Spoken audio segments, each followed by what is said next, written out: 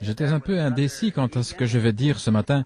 J'étais assis là derrière avec frère Reagan et j'ai entendu frère Neville disait quelque chose en regardant vers moi et j'ai dit à frère Reagan, est-ce qu'il m'appelle? Il a dit, oui, il vous appelle. Alors me voici sur l'estrade pour dire quelque chose ce matin. Je me disais, ce ventilateur-là, ça tire la voix, on dirait vraiment que ça l'emporte quand on parle. On dirait que le ventilateur enlève tout de suite la voix. J'entendais un témoignage quand j'étais là dans mon bureau pour prier pour cette femme au téléphone, et celle qui avait reçu le message a oublié de noter la ville de l'endroit où il fallait appeler, le message de l'épouse du docteur Morrison. Et je vais simplement vous dire ce que j'ai fait pour votre prière, à vous tous, et la mienne. J'ai posé les mains sur le téléphone, et j'ai montré du doigt le numéro de l'endroit où c'était, et j'ai demandé au Saint-Esprit d'aller vers cette femme. Si je pense qu'il écouterait ça autant que s'il ferait, et puis j'ai simplement raccroché, et il se pourrait que ce soit comme ça, que le Seigneur voulait que ce soit, oui, il se pourrait que ce soit mieux comme cela. Et alors j'ai entendu les témoignages pendant que j'étais là, quelqu'un qui disait que Sœur Rook, je crois que frère Neville a dit qu'elle avait un genre de dépression mentale. Accrochons-nous à Dieu pour cela. En se souvenant de ceci, Dieu connaît les siens. Il connaît tout à leur sujet. Vous entendez bien là derrière? Sinon, il y a des places vides ici devant. Vous pouvez changer de place si vous voulez. Et voyons. Est-ce que ceci est le micro principal? Celui-ci, c'est le micro principal? OK. On va voir si on peut le rapprocher un tout petit peu. Et si on le plaçait juste ici, Jean? Comme ça, ce serait très bien.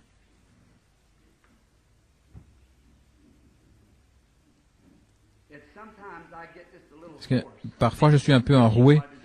J'ai prêché pas mal. Est-ce que ça va mieux comme ça? Vous m'entendez mieux?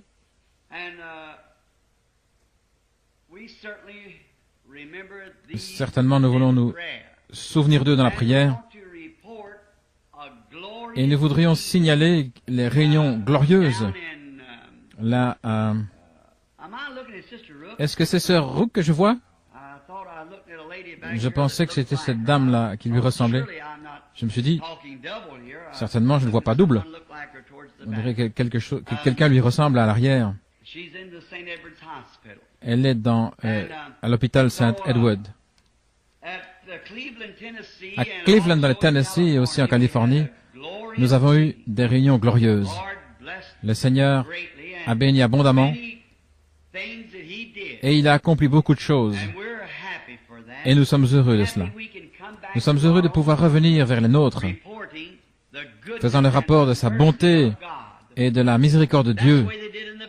Et c'est comme ça qu'il faisait dans la Bible. J'ai apprécié la prière de frère Neville ou de frère Beeler, comment il a prié pour les gens et en demandant l'aide et la miséricorde. Et si nous regardons simplement tout au long, vous verrez qu'il y a vraiment quelque chose d'authentique là-dedans. Et alors, comme frère Neville, il est venu et il a fait avancer ses diacres ici à l'estrade pour prononcer les bénédictions de Dieu sur l'offrande de l'Église. Et je l'ai entendu parler dans sa prière à Dieu de ces hommes, de la façon dont ils priaient les uns pour les autres. Et ça me fait du bien d'entendre un pasteur qui peut prier pour ses diacres et les diacres à leur tour qui prient pour leur pasteur.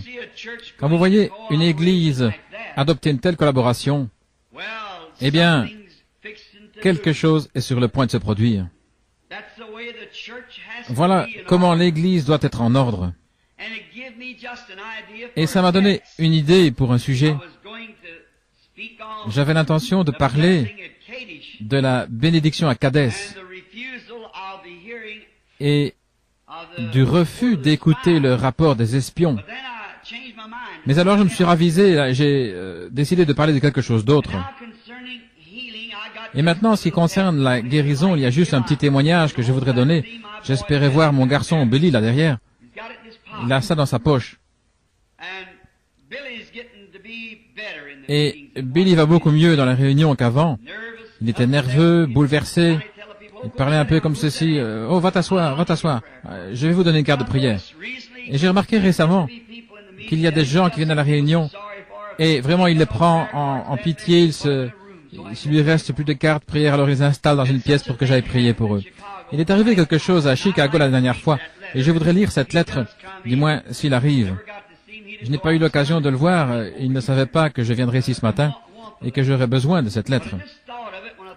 Mais ça m'est simplement venu à l'esprit quand j'ai pensé à toutes ces maladies. Et voici ce qu'il en est. C'est une lettre recommandée.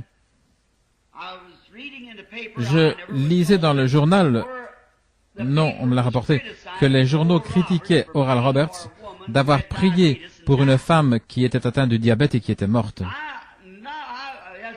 Maintenant, en tant qu'Américain, j'aime bien écouter les lois et ceux qui ont l'autorité, mais je pense que ce n'est pas juste.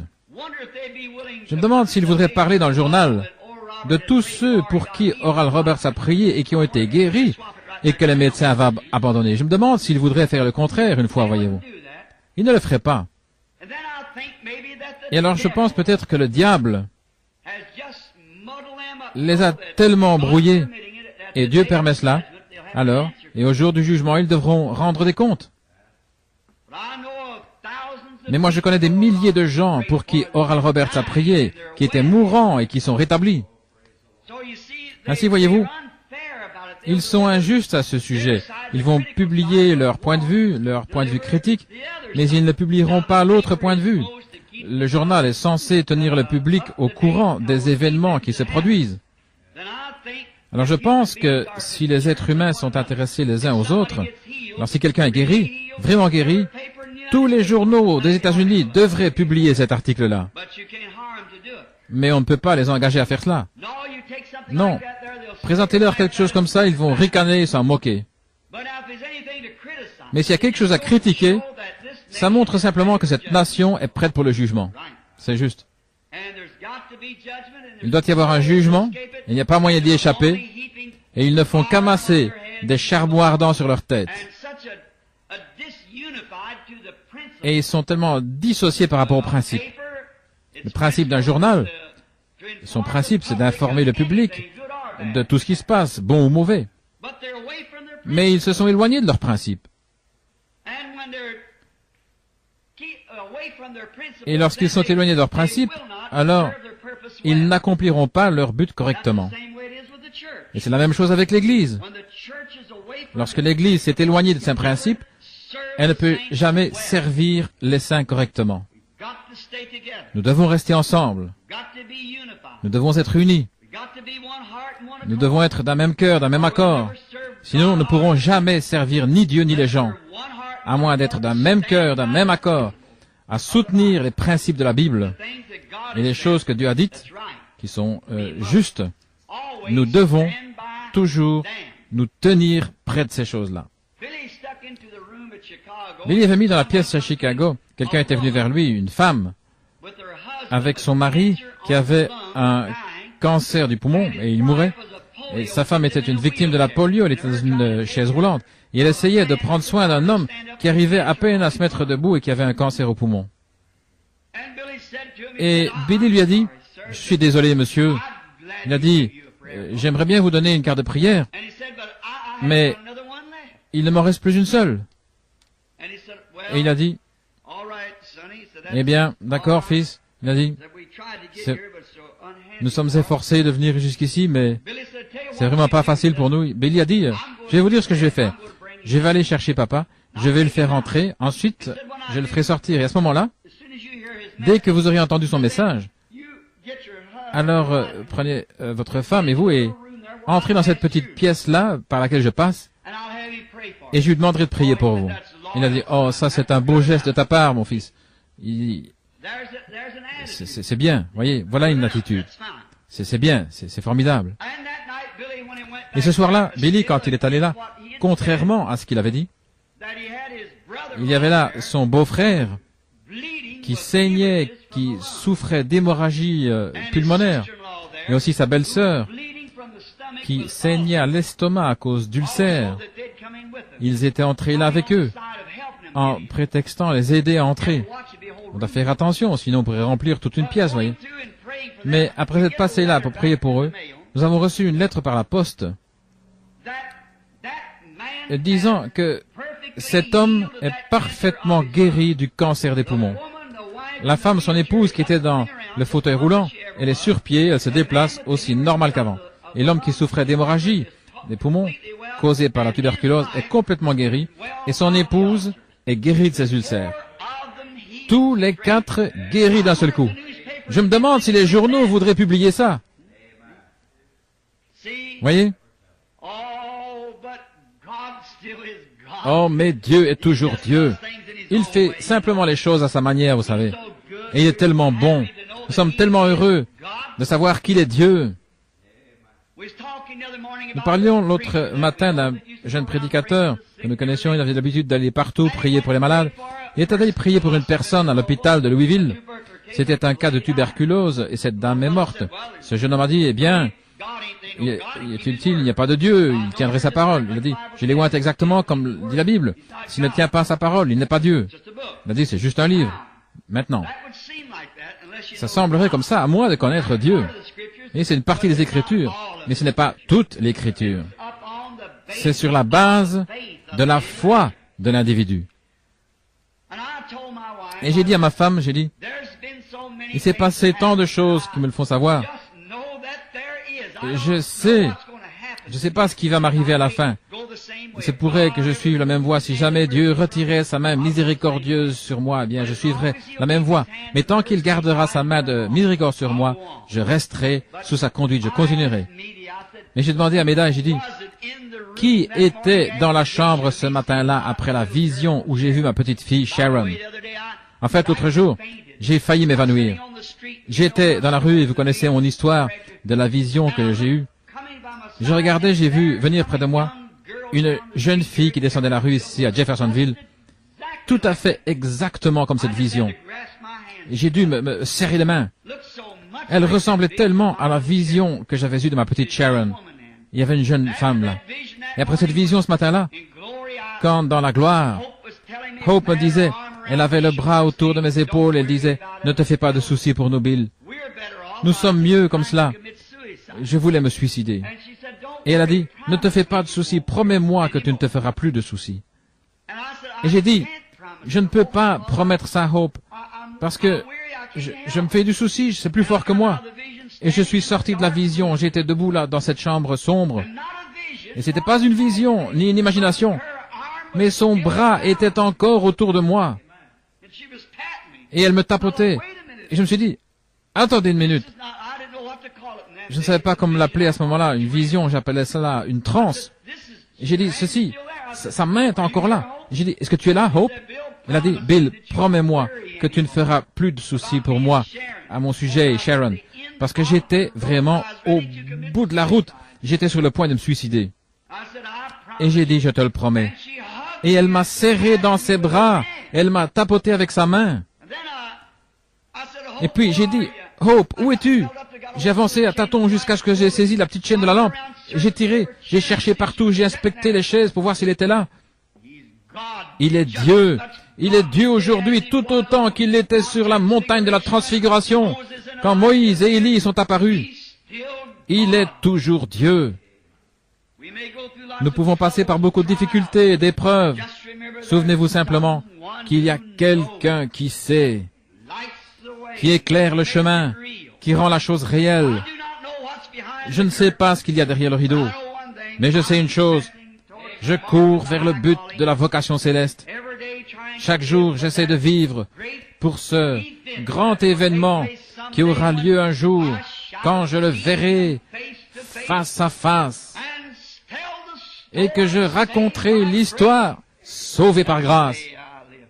C'est pour ce jour-là que je vis. Laissant en arrière les choses qui y sont, je veux courir vers le but, continuer à avancer. Je veux que ce tabernacle, maintenant que vous êtes debout, je veux que vous continuiez à courir vers le but de la vocation céleste. Quoi que vous fassiez, soyez fermement attachés les uns aux autres. Ayez l'esprit de clan le plus possible, mais en gardant toujours un bras tendu vers l'extérieur pour aller chercher quelqu'un d'autre. Mais dans cette foi que nous prêchons maintenant, pour laquelle nous combattons, ne vous en éloignez pas d'un pouce. Si vous croyez que je suis son serviteur, ceci est le programme de Dieu. Ce ne sera jamais dans la majorité, ce sera toujours la minorité. Ça a toujours été et ce sera toujours comme ça. Mais souvenez-vous, il est écrit, ne crains pas, petit troupeau, car c'est la bonne volonté de ton Père de te donner le royaume. Maintenant, il y a un groupe d'offices dans notre Église, des diacres, des administrateurs, surveillants de l'école du dimanche, pasteurs, selon l'ordre établi dans notre Église. Et vous êtes les gens qui avez élu ces offices et ces pasteurs. Je suis simplement le surveillant général, je suis là pour veiller à ce que tout se déroule bien, pour donner des conseils, ainsi de suite. Et c'est vous qui élisez votre pasteur, qui élisez vos administrateurs, qui élisez vos diacres, qui élisez chaque office qu'il y a dans l'Église. C'est vous, les gens. Et c'est votre devoir de vous tenir près de ces hommes. Oui. Ils vont faire des erreurs. Ce sont des hommes, des mortels. Ils feront des erreurs. Mais si le président des États-Unis commet une erreur, est-ce qu'on va le renvoyer comme président? On oublie ça et on va de l'avant. C'est ainsi que nous voulons faire avec notre Église maintenant. Je l'écoutais prier il y a quelques instants pour les diacres et d'entendre là derrière à la porte un témoignage des administrateurs que vous êtes tous d'un même accord. Maintenant, restez comme ça maintenant, souvenez-vous. Restez avec ces administrateurs, diacres et pasteurs. Et souvenez-vous, une fois que vous êtes unis comme cela, souvenez-vous que ce sont les affaires du diable de faire en sorte que cette unité soit brisée. Ça a toujours été et ce sera toujours ainsi. Voyez. Mais soutenez vos frères, ces offices. Voilà ce dont je voulais parler. Et aussi, j'ai un tableau d'affichage ici ce matin concernant la réunion des conseils et les autorités. On mettra ça sur le tableau d'affichage. J'ai une copie pour frère Robertson, qui est le président des administrateurs. Et j'ai aussi une copie pour frère Collins, je pense, qui fait fonction de président du conseil des diacres. Et maintenant, tous ces offices sont établis selon les Écritures. Ils doivent avoir les règles bibliques de ce qu'ils doivent faire. Par conséquent, les administrateurs ont leur office à eux. Et les diacres ont leur office à eux. Le surveillant d'école du dimanche a son office à lui. Et le pasteur est la tête du troupeau. Maintenant, selon chacune de ces fonctions, ils ont des choses en commun et je pense que vous ne devriez pas avoir vos réunions ensemble, mais séparément selon chaque fonction, parce que les diacres n'ont rien à dire aux administrateurs, à moins d'avoir quelque affaire à leur soumettre. Et vice-versa, les administrateurs sont responsables des finances, de ce qui concerne le bâtiment, ils n'ont rien à voir avec les diacres. Les diacres sont les policiers de l'Église et les assistants du pasteur. Et les administrateurs sont responsables de tous les biens. Les administrateurs n'ont rien à voir avec le côté spirituel et le diacre n'a rien à voir avec le côté financier. Par conséquent, ce doit être, et le surveillant de l'école du dimanche est responsable de son école du dimanche. Donc, j'ai tout ça rédigé et tapé à la machine pour qu'on puisse le mettre là au tableau. Nous allons aussi le mettre dans un cadre, la doctrine pour laquelle l'Église se tient, et nous allons l'afficher là, dans un cadre, les principes sur lesquels nous tenons, la doctrine de l'Église. Maintenant, pour être une Église, nous devons avoir une doctrine. Ne plantons pas de jalons en disant nous allons jusque-là et pas plus loin. Dans la communion fraternelle avec tout le monde, nous allons aussi loin que Dieu nous permettra d'aller dans ses Écritures avec les gens. Alors restez ensemble, soyez d'un même accord, d'un même cœur, et allez de l'avant pour Dieu. Voilà ce que Dieu veut que vous fassiez. Maintenant, prions. Ensuite, nous irons dans la parole. Ô précieux Seigneur, maintenant nous sommes sur le point de nous approcher de la parole divine ou la lecture de cette parole. Que ton Saint-Esprit nous interprète ce dont nous avons besoin. Et donne-nous de parler, Seigneur, et d'agir, de vivre, en sachant que nous sommes tous tes enfants par grâce, puisque tu nous as appelés. Qu'il y ait une communion fraternelle dans cette Église, car nous sommes sur le point d'émerger dans un grand mouvement. C'est ce qui nous semble qui va susciter d'autres ministres pour aller dans les champs de mission là-bas. Ou si tu devais m'envoyer dans différentes régions du monde pour y établir la foi, je pourrais alors présenter un ministre prêt, disposé, formé pour prendre la relève, et que la foi qui a été transmise aux saints une fois pour toutes et pour laquelle nous nous tenons bravement devienne un cercle autour du monde. Accorde le Seigneur. Que ce petit tas de mauvaises herbes, c'est ce que c'était le jour où nous l'avons consacré, que ce soit une église qui s'élève ici, Seigneur, d'où sortiront des ministres et des évangélistes, et des docteurs et des missionnaires qui iront vers toutes les régions du monde. Nous voudrions demander ce matin une bénédiction spéciale pour notre frère et notre sœur Stricker qui souffrent en ce moment. Mais nous savons que nous devons tous subir ces épreuves. Chaque fils qui vient à Dieu doit être châtié, mis à l'épreuve. Et si nous abandonnons facilement et que nous faisons demi-tour, alors nous sommes des enfants illégitimes et non les enfants de Dieu. Donne à frères et sœurs Stricker la force et la puissance pour qu'ils restent à leur poste, quitte à devoir mendier leur nourriture, mais que ta main bénissante soit sur eux. Car nous savons, mais il se pourrait que ce soit grâce à cet effort même que tu montres aux autochtones d'Afrique ce qu'est un vrai chrétien. Accorde le Seigneur maintenant et que tout se fasse selon ta volonté. Bénis ce pasteur, frère Neville.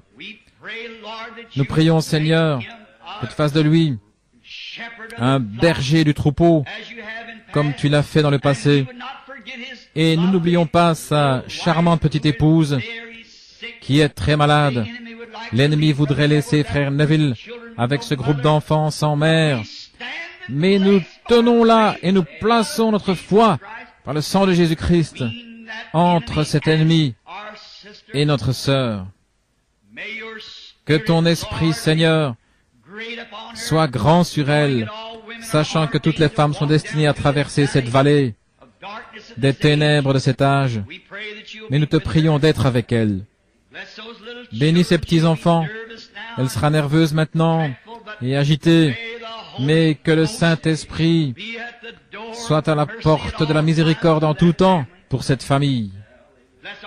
Bénis notre conseil des administrateurs, notre frère Wood et notre frère Egan, frère Robertson, et tous les autres, Seigneur, les diacres, les administrateurs, et tous ceux qui œuvrent ensemble dans l'Église. Nous te prions, Seigneur, de leur donner exercer leur mandat dans la sainteté et dans la justice. Bénis, Seigneur, ceux qui ont exercé des fonctions dans le passé. Et nous te prions de continuer à être avec nous tous, de sorte qu'on nous connaisse comme une Église qui œuvre dans l'unité, dans l'esprit et dans l'amour du Seigneur. Nous te prions maintenant de nous dispenser la parole selon nos besoins, alors que nous lisons dans ta parole écrite, car nous le demandons dans le nom de Jésus. Amen.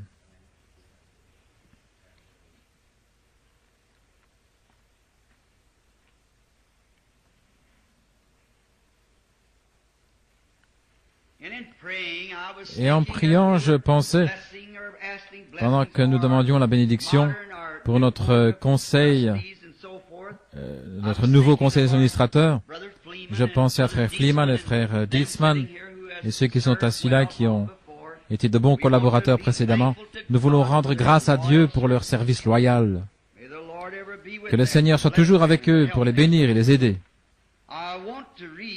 Je voudrais lire, souvenez-vous maintenant, le tableau d'affichage et tout, et les réunions qui auront lieu prochainement. Et nous sommes heureux d'avoir parmi nous ce matin, eh bien, je pourrais le dire comme ceci, un homme qui m'a été très précieux dans le passé et qui m'est précieux maintenant, un bon frère, Fred Sothman et son épouse de Saskatchewan au Canada, qui est ici pour séjourner avec nous dans notre nation, pour demeurer dans le pays, mais dans notre communion, c'est un frère bien-aimé, frère Fred Softman. C'est lui qui a organisé la campagne pour moi quand j'étais au Canada. Et un autre précieux frère, qui était aussi autrefois un Canadien, et qui était un homme d'affaires, et qui peut prouver au monde qu'on ne peut pas donner plus que Dieu. Lui et son copain ont créé une fondation dont les fonds sont destinés à la construction d'un bâtiment, aux missions étrangères, une fondation. Ils m'ont fait venir à Oakland pour une réunion, et ils ont dit qu'ils avaient l'argent, qu'ils allaient tout parrainer par leur fondation. Frère Fred et moi, nous avions essayé ça avec de l'argent que frère Fred avait, et je n'avais pas voulu accepter à titre individuel. Nous avions décidé de donner ça aux Canadiens et de ne même pas prendre d'offrande, mais ce n'a pas été un succès. Les réunions se sont bien passées, mais parce que nous n'avions pas ramassé d'offrande, peu importe que l'Église vaille 100 milliards de dollars, vous voyez, et on doit quand même à Dieu de ramasser une offrande. Ça fait partie de l'adoration.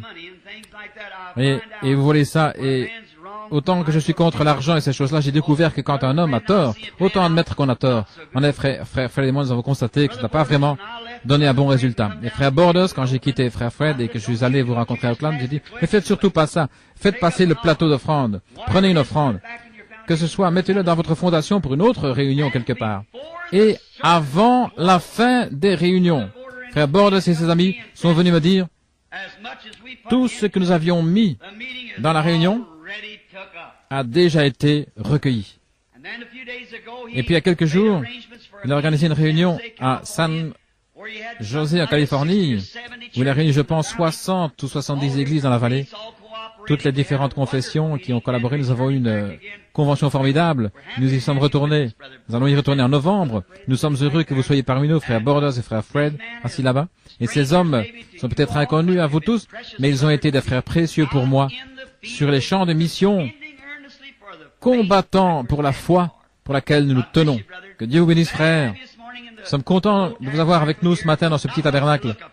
Il n'est pas grand-chose à regarder, mais il y a quelque chose ici. Nous savons que Dieu habite ici, voyez.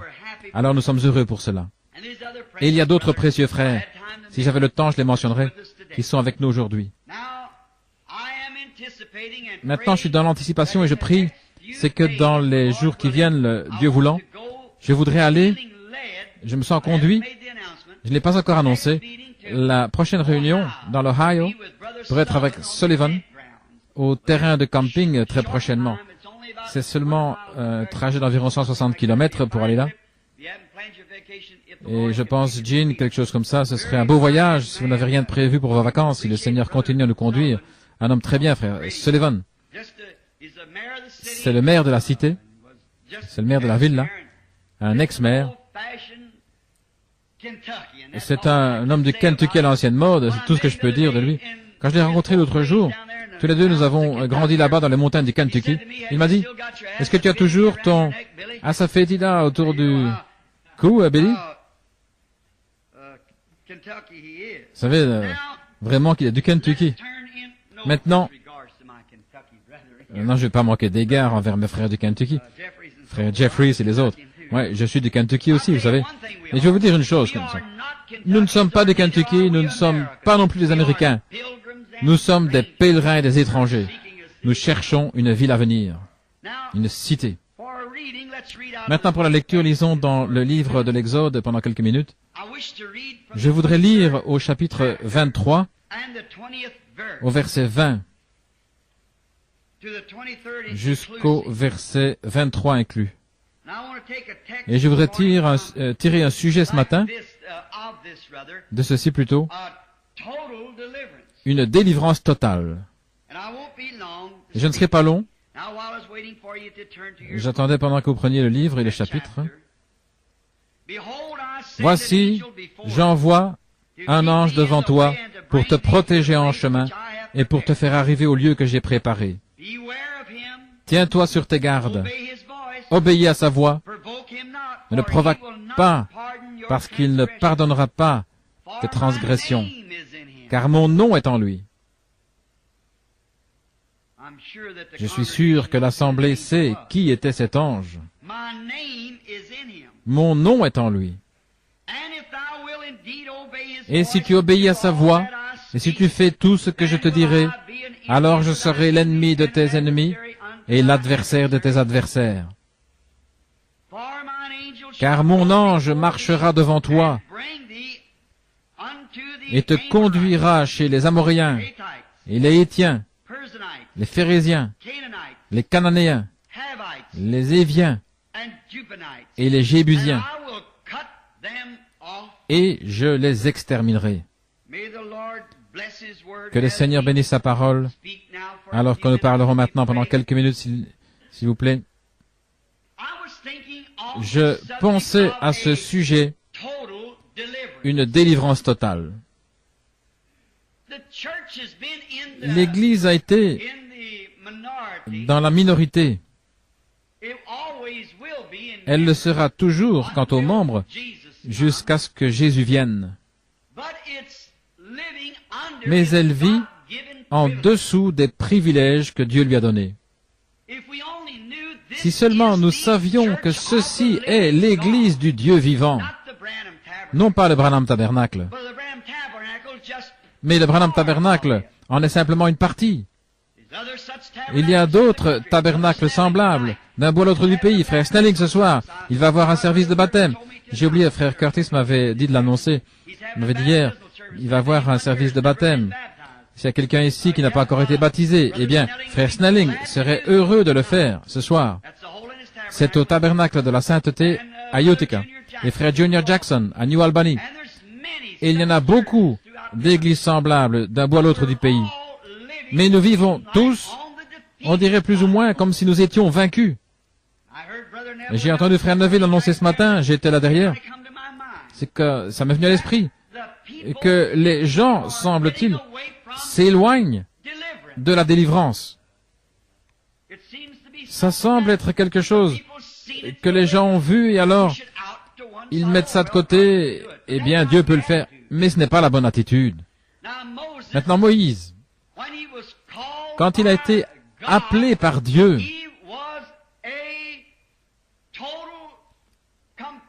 il était un prophète total, complet. Quand Dieu envoie un homme pour faire quoi que ce soit, il l'équipe complètement de tout ce qu'il lui faut. Si Dieu appelle un homme à être un prédicateur, il met quelque chose en lui avec quoi prêcher. S'il l'appelle à être un docteur, il met quelque chose en lui pour enseigner. S'il l'appelle à être un prophète, il met quelque chose en lui pour voir des visions, pour être un prophète. Dieu équipe toujours complètement son homme. Et c'est exactement ce qu'il a fait quand il a envoyé Moïse en Égypte. Il l'a élevé d'une certaine façon. Et il l'a instruit d'une certaine façon. Et il l'a modelé, il l'a formé, il l'a façonné. Après qu'il avait promis à Abraham, des centaines d'années auparavant, qu'il délivrerait les gens, alors qu'il avait prévu qu'il formerait Moïse exactement comme Moïse l'a été. Moïse était un prophète complet. Et alors, puisqu'il était un prophète complet, tout comme vous, si vous êtes un chrétien, Dieu ne fait pas de demi-chrétiens. Dieu fait des chrétiens complets.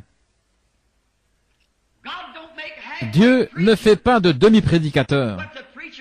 Mais le prédicateur peut être un demi-prédicateur.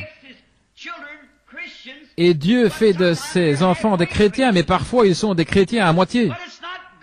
Seulement ce n'est pas l'intention de Dieu qu'ils soient comme cela. Ce sont leurs propres voies qui se sont mêlées au plan de Dieu pour leur vie. Et c'est pour ça qu'ils sont comme cela. Dieu ne veut pas qu'ils soient des demi-chrétiens ou des demi-prédicateurs, faisant des compromis de part et d'autre. Il veut qu'ils se tiennent complètement dans la brèche. Maintenant Moïse, Dieu avait fait de lui un prophète complet pour une délivrance complète. Et Moïse s'était complètement abandonné dans les mains de Dieu. C'est la raison pour laquelle il était ce qu'il était. Il était tellement complet en Dieu au point que Dieu pouvait avoir confiance en lui. Je me demande ce matin si en tant que chrétien, si nous avons abandonné notre propre volonté et si nous sommes complètement abandonnés à Dieu, à tel point que Dieu peut avoir confiance en nous, dans la position où il nous a placés. Je me demande ce matin, si moi-même, si je pourrais être tellement abandonné à Dieu, au point que Dieu puisse avoir confiance en moi, avoir confiance en Frère Neville, avoir confiance en notre conseil des administrateurs, les diacres, des membres de notre Église. Nous avons tous une place et nous avons un devoir. Le ministre a une place. Son devoir, c'est de se tenir là et de prêcher les richesses insondables de Christ sans faire de compromis. S'il est appelé à être un prédicateur, il n'épargnera rien envers personne. S'il est appelé à être un prédicateur, et le membre de l'Église, il est appelé à être un membre de ce groupe-là. Alors il ne fera aucun compromis. Si l'Église croit qu'on ne doit pas jouer à des jeux d'argent, alors ce membre ne touchera jamais un jeu de cartes. Nous ne croyons pas à la boisson, alors il tournera complètement la tête de la boisson. Si nous ne croyons pas dans les jeux d'argent ou fumer, les membres de cette Église ne devraient jamais toucher une telle chose. Dieu donne une délivrance complète. Lorsque il le fera si nous nous abandonnons complètement à lui. Si nous nous remettons complètement entre ses mains, alors Dieu pourra vivre en nous. Christ, l'espérance de la gloire. Il pourra se refléter en nous alors que nous nous enlèverons du chemin. Alors nos pensées seront ses pensées. Pouvez-vous imaginer Christ fumer un cigare? Pouvez-vous imaginer Christ en train de boire ou de jouer aux cartes? Alors si votre esprit est une partie de son esprit, il veut qu'il en soit ainsi par votre confession, mais vous permettez au diable d'entrer et de prendre le contrôle. Et pendant tout ce temps, tout au fond de votre cœur, vous savez que vous avez tort en faisant ces choses.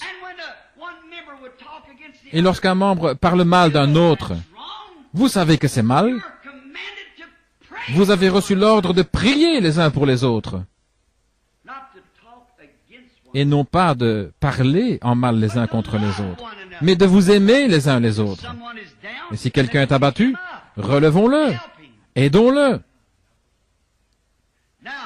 Alors, ça fera de nous un groupe de croyants unis.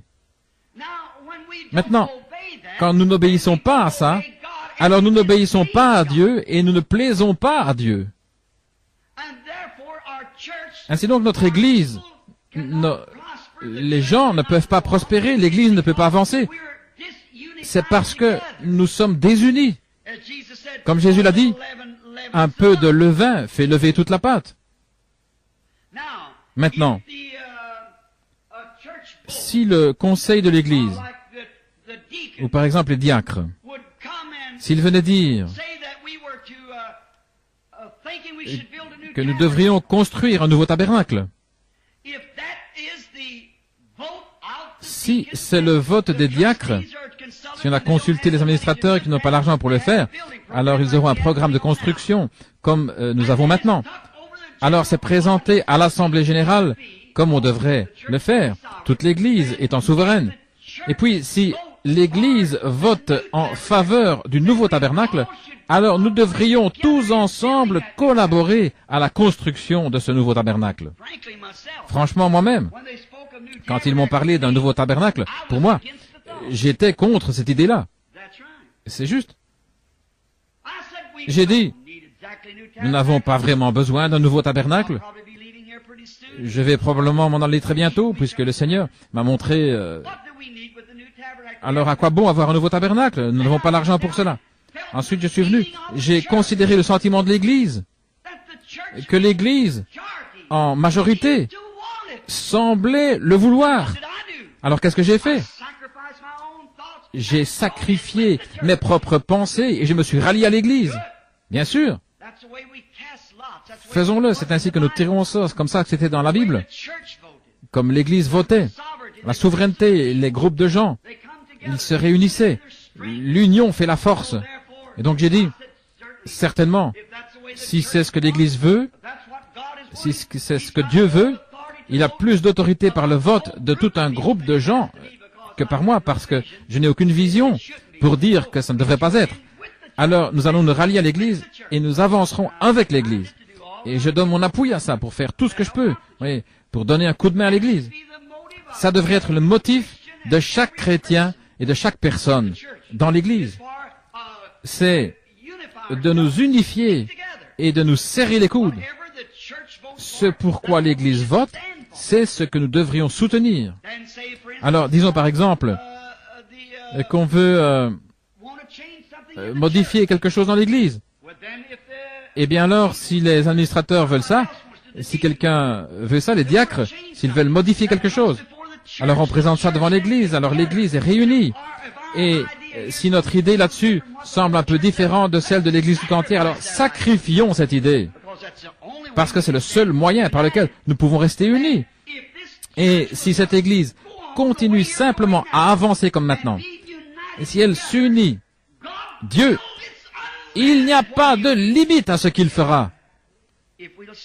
Si nous restons collés ensemble, nous devons rester collés ensemble. C'est comme ça que nous voulons être. Complètement les uns avec les autres. Et alors tellement complètement entre les mains de Dieu.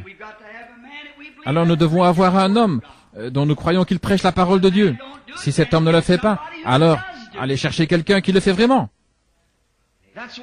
Voyons la position que nous devons avoir. Et si le conseil des administrateurs ne veut pas soutenir ce qui est juste, alors c'est votre devoir d'élire quelqu'un qui défendra ce qui est juste. Et après avoir fait ça, alors soutenez-le. C'est à vous d'y voir. Soutenez-le. Et tous ensemble, nous défendons une seule cause et c'est Dieu. Si un membre commet une erreur, ne le repoussez pas. Aidez-le. Relevez-le. Réunissez-vous.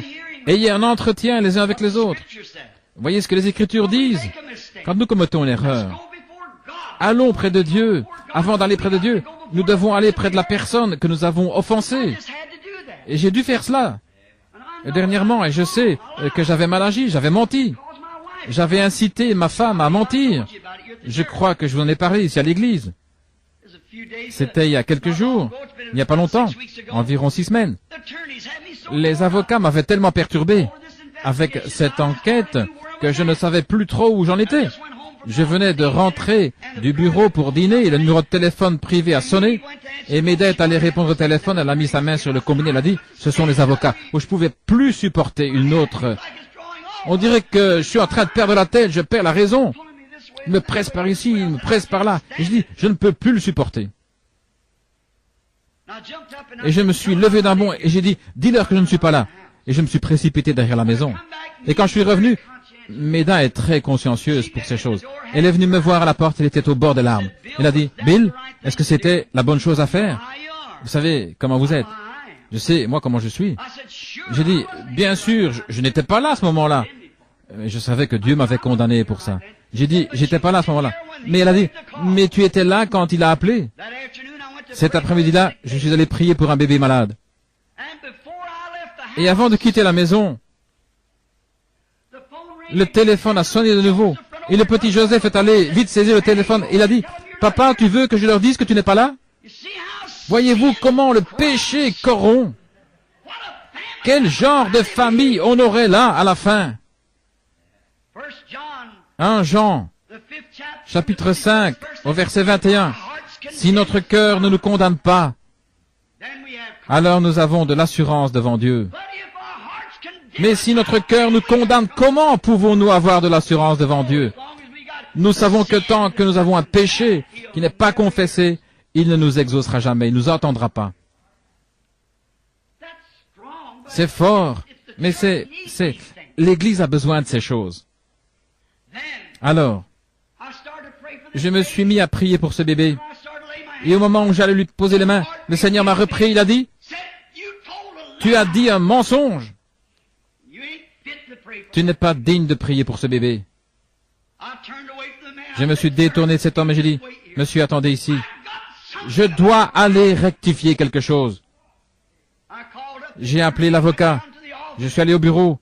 Je l'ai fait venir et j'ai dit, « Écoutez, monsieur, j'ai dit un mensonge. J'ai fait mentir ma femme. Elle a dit que je n'étais pas là et je m'étais précipité derrière la maison. J'ai confessé ça et je lui en ai parlé. Il s'est avancé, il a mis les mains sur mon épaule et il a dit, « Frère Branham, j'ai toujours eu confiance en vous, mais maintenant, j'ai plus confiance que jamais. » Un homme, il a dit, qui est prêt à réparer cet tort. Je lui ai dit, je me suis mis à prier pour un bébé et le Seigneur me condamnait vraiment dans mon cœur parce que je savais que j'avais mal agi. Alors le lendemain, ma femme m'a dit, où vas-tu? J'ai dit, je viens à ma caverne. Je suis allé à ma caverne, au nord de Charlestown, là où je vais depuis des années. J'y suis entré et j'ai prié toute cette journée-là.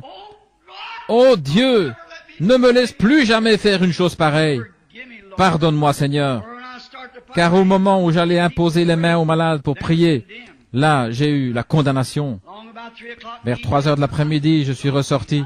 Il y avait un gros rocher juste là. Je suis monté sur ce rocher et je regardais vers l'est, les mains en l'air. Je louais le Seigneur. C'était tellement calme là. J'ai dit, Seigneur, si seulement une fois tu es passé près de Moïse, il a dit, quand tu l'avais caché là dans le creux du rocher, et ça ressemblait au dos d'un homme, j'ai dit, voudrais-tu le faire encore une fois, Seigneur, pour me faire savoir que je suis pardonné? Et j'ai dit, si tu veux bien m'aider pour me mettre quelque chose à l'esprit, j'ai dit, Seigneur, je ne suis pas très fort mentalement, parce que je n'ai pas d'instruction.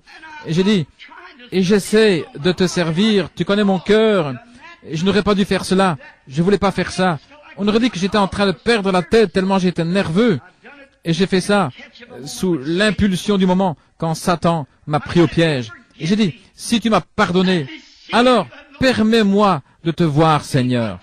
Et Dieu est mon juge, juste à côté de moi, dans un petit coin des buissons. Il y a eu comme un vent qui s'est mis à soulever un tourbillon. Il est venu directement le long de la paroi de la caverne où j'étais. Il est reparti à travers les bois. Oh frère, une paix qui surpasse toute intelligence qui m'a envahi. Et j'ai crié, j'ai pleuré, j'ai poussé des cris.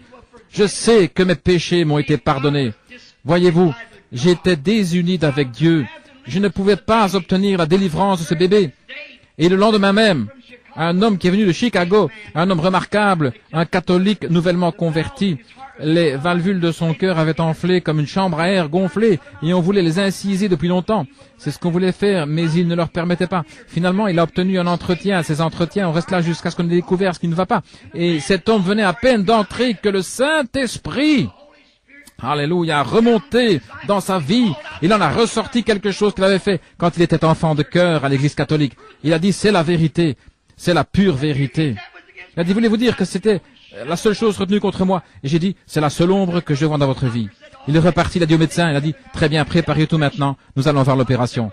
Le médecin a dit, nous allons vérifier de nouveau ce cœur. Il a examiné, il a dit, vous n'avez pas besoin de cette opération. Oui, si notre cœur nous condamne, nous voulons une délivrance totale.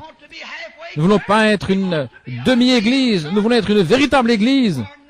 Ou pas d'église du tout. Nous voulons être des chrétiens véritables ou pas de chrétiens du tout. Nous voulons une délivrance totale de nos habitudes, de nos péchés, de nos mauvaises pensées, de nos mauvaises actions, de notre négligence, de tout ce que nous avons fait. Nous voulons une délivrance totale. Enfin, lorsque les gens entrent dans l'église pour qu'on prie pour eux, qu'il n'y ait que ce petit groupe qui ne dépassera peut-être pas 100 ou 200 personnes ici, mais quand ils seront complètement entre les mains de Dieu, Et quand nous prierons, alors Dieu nous exaucera des cieux. Dieu veut quelqu'un qu'il pourra tenir dans sa main. Quelqu'un dont il pourra dire, j'ai confiance en lui. Mon serviteur malade que voici, je peux l'envoyer au Branham Tabernacle à Jeffersonville. Ce groupe de gens-là est d'un même accord. Quelque chose se produira. Eh bien, regardez ce qu'il fait pour nous dans l'état où nous sommes. Qu'est-ce qu'il ferait si nous étions d'un même cœur et d'un même accord? Le seul moyen pour y arriver, c'est d'unifier nos cœurs dans l'amour fraternel, d'obéir aux frères qui occupent les fonctions dans l'Église, et au pasteur, et le pasteur d'obéir à Dieu. Alors Dieu agit à travers le pasteur, à travers le conseil, jusqu'à ce que l'Église et tous ensemble nous formons un seul bloc pour le royaume de Dieu. Alors Dieu exaucera. Quand nous aurons un groupe uni, ne laissez rien vous nuire. Ne vous effrayez de rien. Maintenant, voilà le genre de personne que Dieu a destiné à prendre le pays, s'emparer du pays. Moïse était complet. C'était un homme qui ne faisait pas de compromis. S'il y avait du remue-ménage, des querelles et d'autres choses, il ne faisait pas de compromis. C'est ce que Dieu veut de nous maintenant. Pharaon voulait consentir, il a dit, Moïse, vous pouvez tous partir, mais alors laissez vos enfants, ou laissez certains de vos troupeaux ici. Et c'est comme ça que le diable veut qu'un chrétien vienne. Il n'y a pas de mal à ce que tu adhères à l'Église, mais ne pardonne jamais à Jones. Il n'y a pas de mal si tu peux y apporter. C'est pas nécessaire d'abandonner le tabac, la boisson, le mensonge, le vol, les critiques, la médisance. Tu n'as pas à renoncer à ça. Adhère à l'Église et c'est tout. Mais Moïse n'était pas quelqu'un qui faisait compromis. Il voulait une délivrance complète. Il a dit, nous ne laisserons pas un seul ongle derrière nous. Nous prendrons tout ce qui nous appartient quand nous irons adorer l'Éternel. Voilà comment devrait être l'Église. Nous prendrons la justice, nous prendrons la sainteté, nous prendrons le Saint-Esprit, nous prendrons un groupe unifié quand nous irons à l'autel. Nous serons un vrai groupe, nous ne laisserons rien derrière nous, nous prendrons tout. Il ne restera pas un seul ongle ici. Vous savez, les gens peuvent prier de telle sorte que le diable soit obligé de lâcher prise. C'est comme ça que Moïse et son groupe ont fait. Ils sont arrivés là, ils se sont mis sous le sang. Vous avez remarqué, il n'y a pas eu de délivrance totale tant qu'ils ne se sont pas mis sous le sang. Moïse lui-même, il était unifié à Dieu, mais Israël ne l'était pas. Il y avait encore du péché, et il murmurait contre Moïse. Et il disait, « Pourquoi fais-tu cela? Tu attires plus d'ennuis. » En effet, Pharaon doublait la quantité de briques qu'il devait faire et tout. Ça, c'était Moïse. Lui, il était complètement entre les mains de Dieu, totalement délivré de la garde des brebis pour garder les brebis de Dieu. Lui-même, il était totalement délivré. Mais le peuple n'était pas délivré parce qu'il y avait encore des murmures parmi eux. Un soir, quand Dieu avait décrété qu'on devait tuer un agneau, un type de Christ, et que le sang a été trempé dans l'hysope, ce qui est une herbe toute simple, ordinaire, humble, et appliqué sur le linteau de la porte et sur les poteaux, c'est là qu'Israël a été complètement délivré, sans laisser un ongle derrière. Tout ce qui leur appartenait a été délivré. Leur famille, leurs bien-aimés, et tout ont été délivrés quand ils se sont mis complètement sous le sang. C'est là que l'Église sera complètement délivrée, quand tout aura été mis sous le sang, quand vos péchés auront été mis sous le sang, quand le fait de fumer, votre jeu d'argent, tricherie, votre vol, votre mensonge, quand tout aura été mis sous le sang, alors il y aura une délivrance totale. Si vous avez fait du tort à quelqu'un, réparez ça. Vous ne pouvez pas apporter ça sous le sang, ça n'y restera pas. Vous ne pouvez pas l'apporter. Quelque chose vous empêchera de le faire. Quand votre moi aura été complètement, totalement mis sous le sang, il y aura une délivrance totale. Alors vous aurez une liberté que vous n'avez jamais connue. Quand tout aura été mis sous le sang, soumis au royaume de Dieu, alors il y aura une vraie délivrance. Jésus était complètement, totalement homme. Il pouvait pleurer comme un homme. Il pouvait manger comme un homme. Il pouvait être fatigué comme un homme. Il était complètement, totalement homme dans son être physique. Et dans son esprit, il était complètement, totalement Dieu. Alors il a soumis sa chair à l'esprit qui était en lui. Voyez-vous, il a été tenté de toutes les manières comme nous. Il était un homme, pas un ange. Il était un homme. Il avait des désirs et des tentations, exactement comme nous. La Bible le dit. Il était un homme, pas un ange au-dessus de la tentation. Hébreux 1 dit qu'il a été, Hébreux 1:4 dit qu'il a été abaissé au-dessous des anges.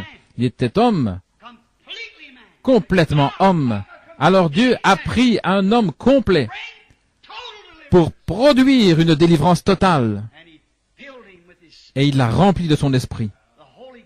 Le Saint-Esprit était en lui sans mesure. Et il a été tenté comme nous avons été tentés.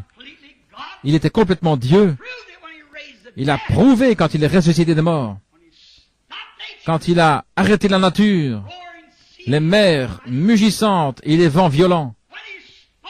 Quand il a parlé aux arbres et tout, ils lui ont obéi. Il était Dieu à l'intérieur. Et il aurait pu être un homme, car il était effectivement un homme. Mais il s'est totalement et complètement remis comme homme entre les mains de Dieu pour être au service de Dieu. Et il est notre exemple. Nous sommes des hommes et des femmes. Nous sommes aussi des chrétiens.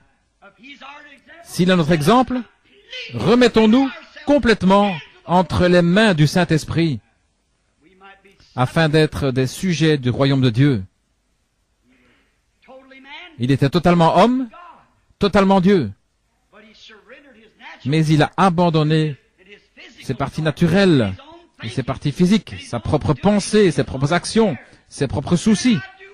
Il a déjà fait uniquement ce qui est agréable au Père. Voilà. Totalement délivré des êtres humains.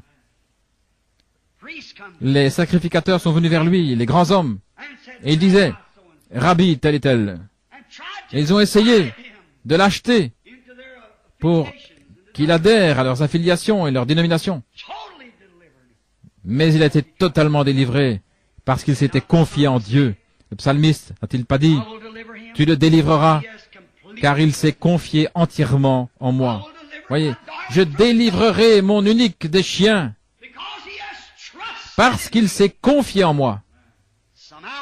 Alors, nous arriverons à la fin du voyage de la vie. C'est ce que je désire pour la mienne. Je sais ce que c'est ce que vous désirez pour la vôtre.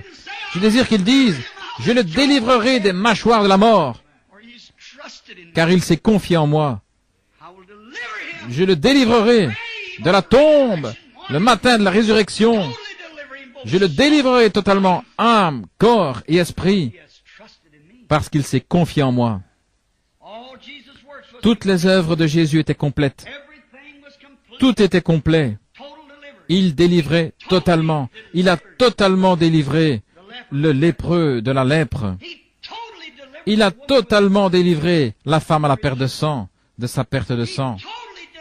Il a totalement délivré le monde du péché quand il est mort au jour de l'expiation. Il a totalement délivré tout péché. Il a délivré l'Église. Alors nous n'avons pas besoin d'être des gens qui vivent au-dessous de leurs privilèges. Nous n'avons pas besoin de vivre dans un état de défaite parce qu'il a vaincu le diable. Et il a pris toutes les dominations, les autorités et les a assujetties sous ses pieds. Alors elles n'ont aucun droit légal de régner sur vous. Nous sommes des chrétiens, remplis du Saint-Esprit. Nous n'avons pas à laisser le diable nous dicter sa volonté. Christ nous a délivrés. une délivrance totale. Il nous a délivrés du mal, il nous a délivrés du péché, il nous a délivrés des habitudes, du commérage, délivrés des propos injurieux, il nous a délivrés de toutes sortes de saletés. Il nous a totalement délivrés. Il nous a mis dans ses saintes mains une délivrance complète, totale. Il a délivré nos maladies. Il nous a délivrés de la maladie. En effet, nous avons un titre de propriété incontestable.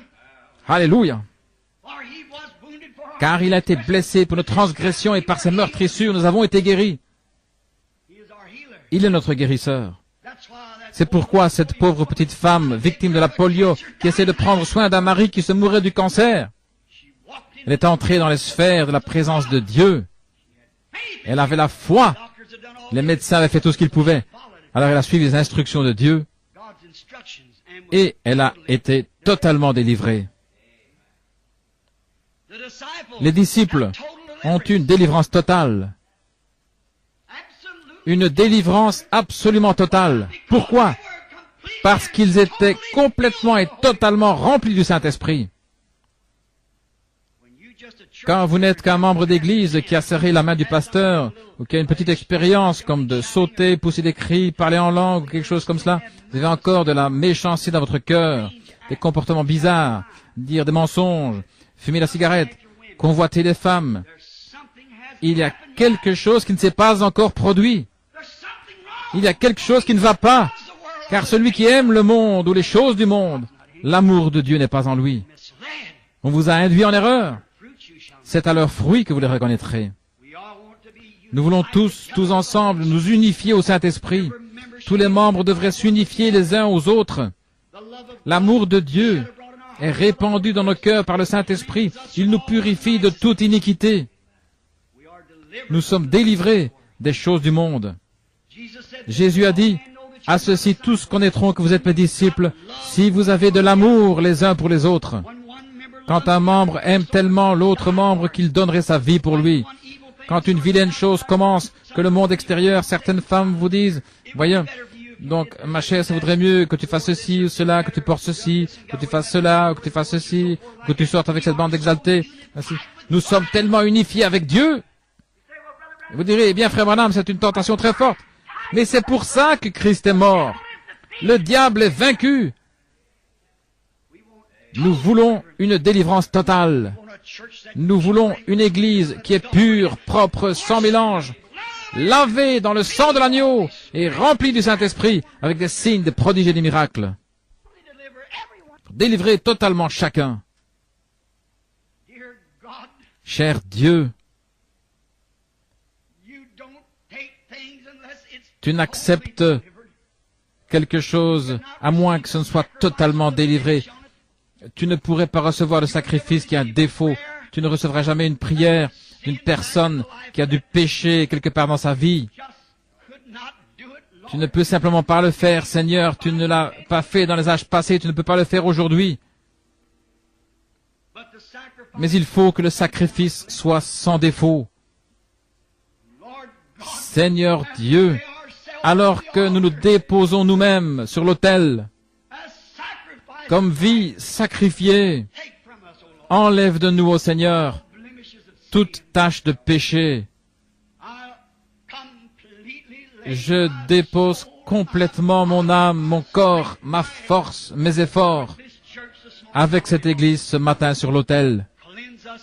Purifie-nous par ton sang.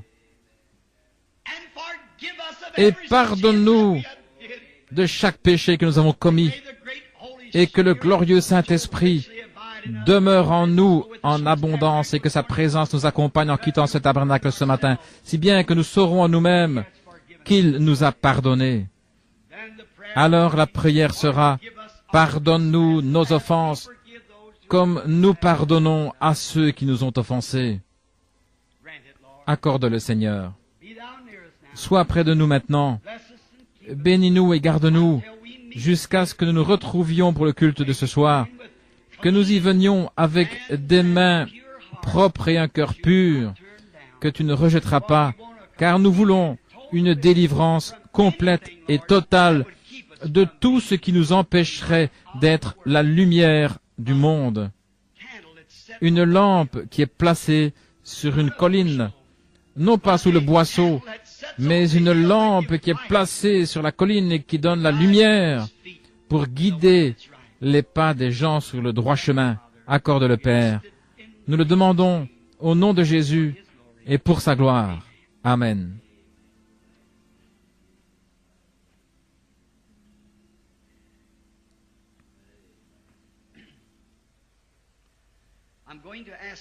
Je vais demander à Doc,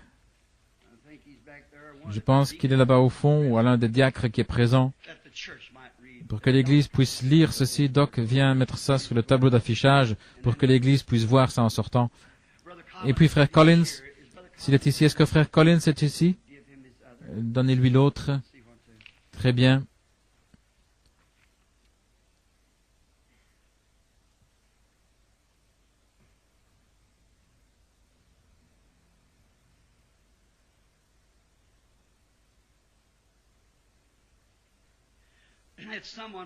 C'est quelqu'un qui voudrait avoir un entretien. Et ça, c'est toujours accordé. Nous sommes contents.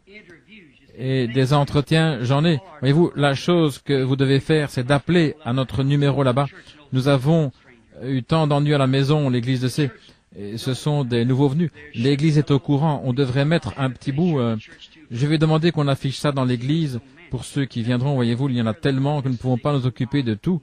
Mais on les prend un, par numéro. Voyez, si vous voulez simplement téléphoner à Butler 21519 Butler et n'importe quel membre qui voit quelqu'un qui a un besoin, je suis toujours content de voir les gens. Mais nous avons une méthode habituelle. Il y a des gens qui ont déjà appelé plusieurs fois et vous voyez, nous les faisons passer l'un après l'autre. Vous voyez, autrefois on faisait ça un peu au hasard, n'importe comment, on passait, on sautait, les gens rentraient chez eux déçus et tout. Maintenant, tout a été mis en ordre.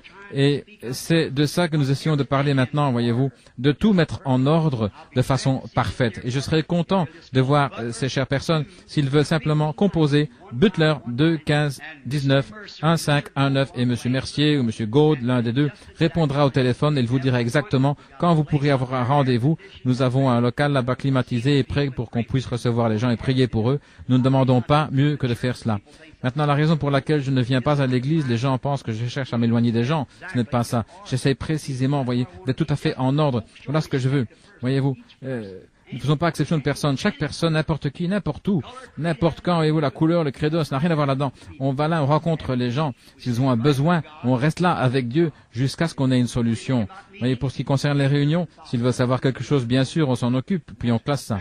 Ça, c'est uniquement la conduite du Saint-Esprit. Je pense que ça, c'est juste, voyez, sur un pied d'égalité, sans exception de personne. Vous voyez, il y a des gens qui étaient venus pour qu'on prie pour eux ce matin et qui étaient malades et qui voulaient qu'on prie pour eux. Très bien. Il n'y en a pas. Alors, chantons ce bon chant-là pour l'adoration. Que pouvons-nous chanter ce matin? Qu'est-ce qui peut effacer mon péché? Tu connais ça, Teddy? Rien d'autre que le sang de Jésus.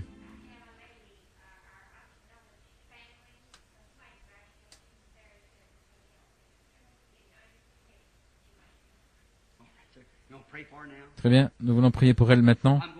Je vais prier pour cette dame, imposer les mains à cette femme ici. Voudriez-vous courber la tête avec moi alors, tranquillement? Dieu bien-aimé, il y a une dame qui est très malade, notre sœur présente son corps, même pour enlever un cancer des autres, à se tenir la brèche pour les autres. Mais tu l'as délivrée de ça, Seigneur, il y a quelques jours quand ces choses ont été connues. Donne-lui simplement de découvrir ça elle-même, Seigneur. Elle saura que ça vient de toi. Je lui impose les mains et j'implore ta miséricorde pour que cette autre femme qu'elle représente, que la grâce de Dieu, la puissance du Saint-Esprit, s'il y a quoi que ce soit de mauvais dans notre cœur, Seigneur, révèle-le-nous d'abord, puis nous irons réparer ça. Alors nous saurons que nous avons trouvé grâce devant Dieu, que nous sommes en paix avec Dieu, que nous recevrons ce que nous demandons, parce que nous n'avons aucune condamnation. Accorde-le, Seigneur. C'est au nom de Jésus que je prie.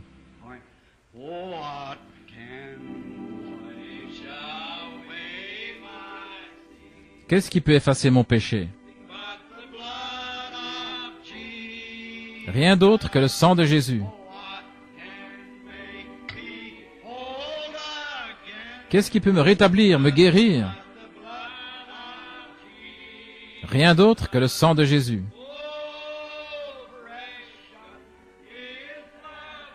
Oh, précieux est ce flot qui me rend blanc comme neige. Je ne connais pas d'autre fontaine, rien que le sang de Jésus. Combien sentent que tous leurs péchés sont sous le sang? Chantons-le avec nos mains levées maintenant. Qu'est-ce qui peut laver mon péché? Rien d'autre que le sang de Jésus.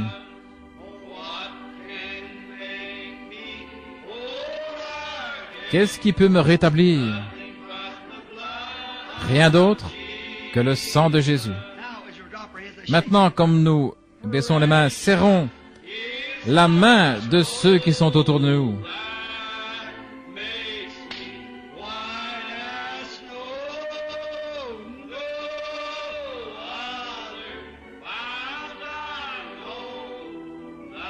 Je ne connais pas d'autre fontaine, rien d'autre que le sang de Jésus.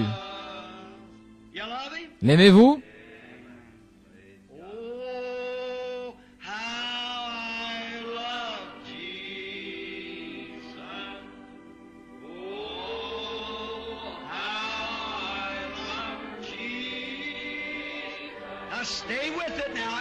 Maintenant, tenez-vous-en à ça là, tout le monde. Accrochez-vous à Dieu.